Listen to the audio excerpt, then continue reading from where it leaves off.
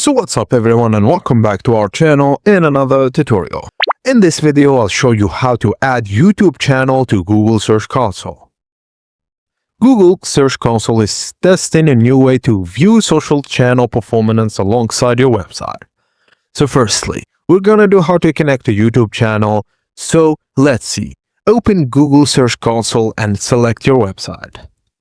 Go to Search Console Insights. If your website is eligible, Google may automatically identify social media channels like YouTube associated with your site.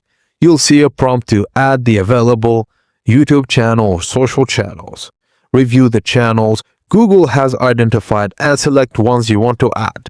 Follow the on-screen instructions to confirm them. And once connected, Search Console Insights can show. If this tutorial was helpful, please don't forget to like it and subscribe to our channel for more quick website tutorials.